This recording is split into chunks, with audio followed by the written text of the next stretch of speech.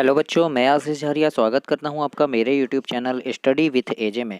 और आज इसमें हम देखते हैं आपकी 8th ग्रेड अभ्यास पुस्तिका कक्षा 8वीं का जो है उसमें हम विज्ञान विषय का अध्ययन करेंगे। इसमें मैंने विज्ञान में आपके पार्ट 11 तक का पूरा सॉल्यूशन करवा चुका है, पूरे प्रश्नोत्तर हल करवा दिया है। आज हम देखते हैं पार्ट नंबर 12 जो है घर्षण।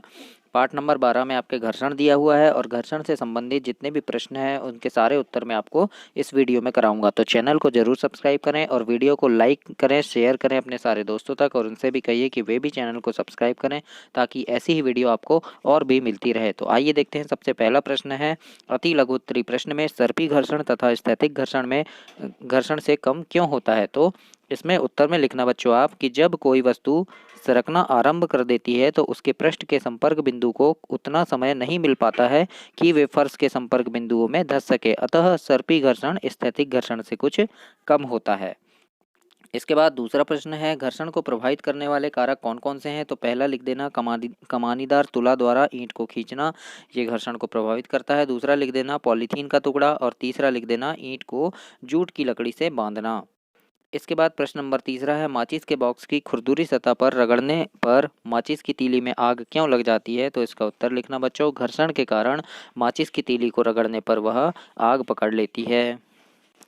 प्रश्न नंबर चौथा देखते हैं कैरम बोर्ड पर महीन पाउडर क्यों छिड़कते हैं। तो घर्षण को कम करने के लिए कैरम बोर्ड पर महीन पाउडर छिड़का जाता है।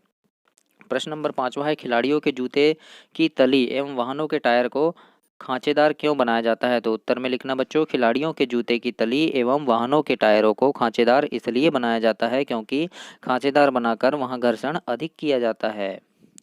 इसके बाद प्रश्न नंबर छठवा है हवाई जहाज की आकृति पक्षी की आकृति के समान क्यों होती है। तो उत्तर में लिखना तरल घर्षण को कम करने के लिए वायुयान की आकृति पक्षी की आकृति की तरह बनाया जाता है। इसके बाद हम प्रश्न नंबर 7वां देखते हैं। प्रश्न नंबर 7वां में है विराम अवस्था में किसी बॉक्स को गतिशील करना अथवा किसी गतिशील बॉक्स को उसी दिशा में सरकाना, उपरोक्त दोनों कार्यों में से कौन सा कार्य आसान है और क्यों है। तो उत्तर में लिखेंगे जब बॉक्स सरकना आरंभ करता है तो उसके पृष्ठ के संपर्क बिंदुओं को उतना समय नहीं मिल पाता है कि वे फर्श के संपर्क बिंदुओं में धंस सके, इसलिए किसी बॉक्स में गति करने की अपेक्षा पहले से ही गतिमान बॉक्स की गति बनाए रखना ज़्यादा सरल होता है। तो इस प्रकार से आप इसका उत्तर लिखेंगे। इसके बाद हम प्रश्न नंबर 8 देखते हैं स्नेहक किसे कहते हैं तथा इसका उपयोग क्यों किया जाता है। तो उत्तर में लिखना बच्चों घर्षण कम करने के लिए पदार्थ को घर्षण कम करने वाले पदार्थ को स्नेहक कहते हैं और इसका उपयोग मशीनों के पुर्जों में घर्षण को कम करने के लिए किया जाता है। प्रश्न नंबर 9 है कारण लिखिए कि पहिया घर्षण कम कर देते हैं।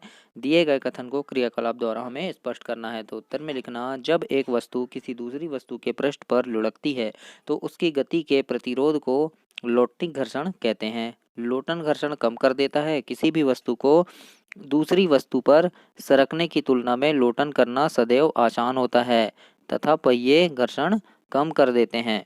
इसके बाद दूसरा है यहाँ पे सर्दियों में अक्सर लोग हाथ रगड़ते हैं, ऐसा क्यों करते हैं इसे हम लिखना है। तो उत्तर में लिखिएगा सर्दियों में हाथ ठंडे हो जाते हैं तथा जब हम हाथों को रगड़ते हैं तो घर्षण के कारण ऊष्मा उत्पन्न होती है तथा हम गर्मी का अनुभव करते हैं। और इसी में तीसरा है कमानी द्वार तुला क्या है। तो उत्तर में लिखना कमानी द्वार तुला वह युक्ति है जिसके द्वारा किसी वस्तु पर लगने वाले बल को मापा जाता है। इसमें एक कुंडलित कमानी होती है जिसमें बल लगाने पर प्रसार हो जाता है। प्रश्न नंबर 10वां है बच्चों घर्षण हानिकारक है परंतु अनिवार्य भी। इस वाक्य को उदाहरण सहित समझाना है। तो यदि घर्षण ना हो तो हम पेन पेंसिल से नहीं लिख सकते हैं। जब शिक्षक श्यामपट्ट पर चौक से लिखते हैं तो घर्षण द्वारा चौक के कुछ कण श्यामपट्ट पर उतर जाते हैं। यदि सड़क तथा वाहन के टायरों के बीच घर्षण ना होता तो ना ही उनमें गति होती और ना ही उन्हें रोका जा सकता था। इसके विपरीत घर्षण हानिकारक भी है। घर्षण के कारण वस्तु घिस जाती है। जब विद्युत मिक्सर को कुछ देर चलाते हैं तो उसका जार गर्म हो जाता है। तो इस प्रकार से आप प्रश्न 10वां का उत्तर देंगे। तो ये हुआ आपका पार्ट 12 घर्षण। इसके आगे हम पार्ट 13 पढ़ेंगे और पूरे अभ्यास देखेंगे। तो चैनल को जरूर सब्सक्राइब कीजिए बच्चों ताकि आपको ऐसी ही वीडियो और भी मिले। और आपकी गणित की, अंग्रेजी की, हिंदी की पूरी वर्कबुक मैंने अपनी वीडियो में कराया, अपने चैनल में कराया है, तो उनको प्लेलिस्ट में जाकर जरूर देखें और अपने सारे दोस्तों तक इसको शेयर करें। और आपके कक्षा 6वीं 7वीं 8वीं तीनों क्लास की वीडियो मैं जरूर करवाऊंगा। तो चैनल को जरूर से जरूर सब्सक्राइब करें ताकि आपको ऐसी वीडियो और भी मिल सके। धन्यवाद।